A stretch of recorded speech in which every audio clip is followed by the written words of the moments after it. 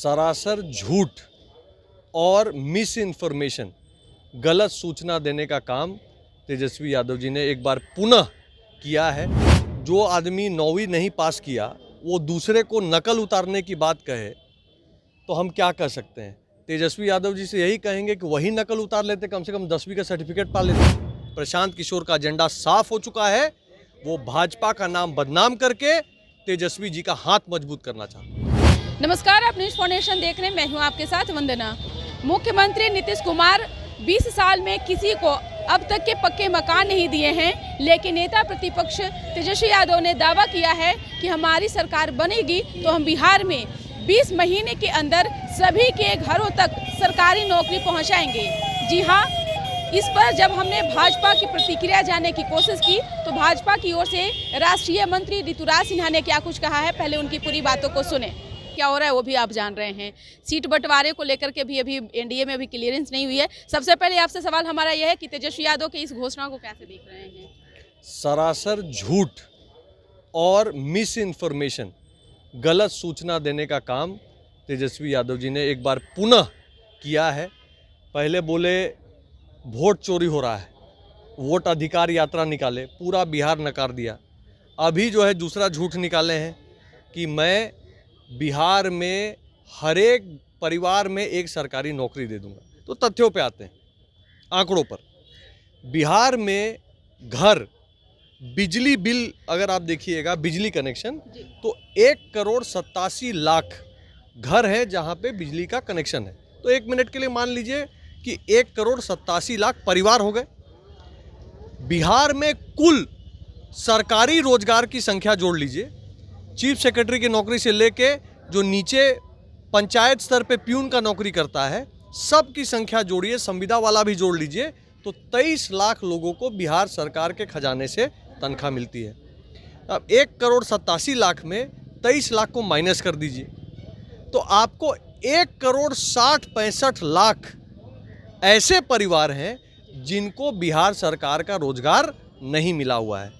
अब तेजस्वी जी कह रहे हैं कि मैं 20 दिन में अधिनियम लाऊंगा और 20 महीना में 1,65,00,000 युवाओं को बिहार सरकार में रोजगार दे दूंगा। कहां से देंगे? क्या यह संभव है?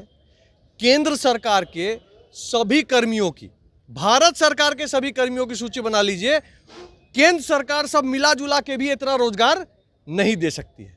तो तेजस्वी जी एक बार फिर बिहार की मासूम जनता को बरगलाने का प्रयास जो हमेशा करते रहे हैं वो कर रहे हैं, और जनता सब देख रही है, सब जान रही है। एनडीए को बार बार क्यों नकलची सरकार कह रहे हैं तेजस्वी यादव? आखिर ऐसा क्या आप लोगों ने कॉपी किया जो तेजस्वी यादव ऐसा बात कह रहे हैं?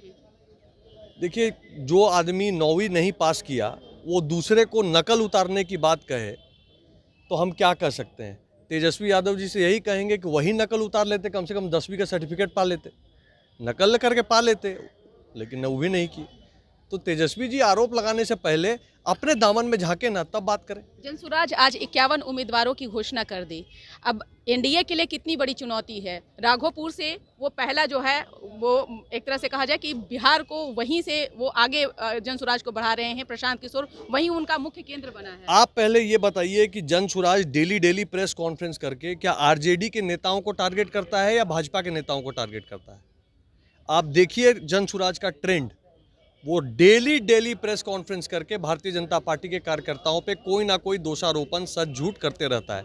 ये बात सिद्ध करता है, जनता के सामने ये बात रखना चाहता हूं कि ये सिद्ध करता है कि वो लोग बीजेपी का वोट काटने का प्रयास कर रहे हैं, और जो उनको एक भी वोट देगा जनसुराज को, सही मायने में वो लालटेन छाप को मदद करने का काम करेगा, बिहार को लालटेन युग में धकेलने का काम करेगा। बिहार की जनता को यह बात अच्छे से समझनी चाहिए। प्रशांत किशोर का एजेंडा साफ हो चुका है, वो भाजपा का नाम बदनाम करके तेजस्वी जी का हाथ मजबूत करना चाहते हैं। एक अंतिम सवाल है, आप राष्ट्रीय स्तर के नेता हैं और आपको प्रदेश का भी बखूबी सब कुछ पता है, और वहाँ क्या हो रहा है केंद्र में वो भी आपको सारी जानकारी है। कब तक ये चीज़ें जो अभी अटकलों का जो बाजार चल रहा है उस पर से कब तक पर्दा उठेगा? सीट बंटवारे उम्मीदवारों को लेकर के कब तक? बहुत जल्दी, एकदम सब समय से हो रहा है, रूटीन प्रोसेस में हो रहा है, कुशल मंगल तरीके से हो रहा है, हंसते खेलते हो रहा है, और जब समय आएगा तो आप सबको इकट्ठा करके प्रेस कॉन्फ्रेंस बुला के सब लोग साथ में बैठ के पूरा एनडीए एक साथ इसकी घोषणा कर देगा। आप इंतजार करो। आप क्यों परेशान हो रहे हो और जनता को क्यों परेशान कर रहे हो? जानना चाहिए ना, चिराग पासवान भी पड़े हुए हैं। सभी देखिए क्या है कि अभी 2-3 रोज जब तक घोषणा नहीं होती है, पीसी नहीं होता है, तो न्यूज़ चैनल को अपना टीवी तो चलाना है ना, आपको अपना डंडी घुमाना है तो कुछ तो न्यूज़ चलाइएगा।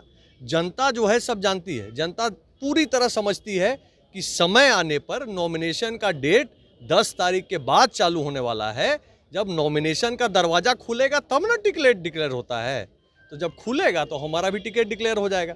तब तक जिसको अगर न्यूज़ चैनल में टीआरपी बढ़ाने का काम करना है वो करते रहे। आपको हमारा मसाला तो नेता ही हाँ देते हैं। मतलब मसाला आप लोग चलाइए, जनता को मनोरंजन करिए, व्यस्त रखिए। बहुत धन्यवाद। बहुत शुक्रिया बात करने के लिए। तो आपने सुना कि क्या कुछ कहना था ऋतुराज सिन्हा का। साफ तौर पर कहा कि मुख्यमंत्री नीतीश कुमार 20 सालों में अब तक के किसी को पक्का मकान नहीं दिए हैं, लेकिन हमारी सरकार बनेगी तो हम 20 महीने के अंदर सभी के घरों तक सरकारी नौकरी पहुंचाने का काम करेंगे। हाथ कंगन को आरसी क्या, पढ़े लिखे को फारसी क्या। अब जंगल राज वाले हमको बता रहे हैं कि बिहार की जनता को क्या चाहिए। बिहार की जनता नीतीश कुमार जी और नरेंद्र मोदी जी के हाथों सुरक्षित है। उसे पुनः जंगल राज में नहीं जाना है। निश्चिंत रहिए, बिहार की जनता पूरी तरह से मतलब अपार सफलता बीजेपी, जेडीयू और एनडीए को देगी। कितने सीट जीतेंगे बिहार में आप लोग? 243 अधिकाधिक सीटों पर विजय हासिल करेंगे बिहार में। बहुत बहुत शुक्रिया।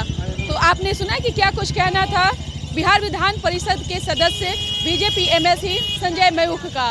अपनी प्रतिक्रिया कमेंट बॉक्स में जरूर दीजिएगा। धन्यवाद। सूरज की पहली किरण के साथ जाग उठा बिहार।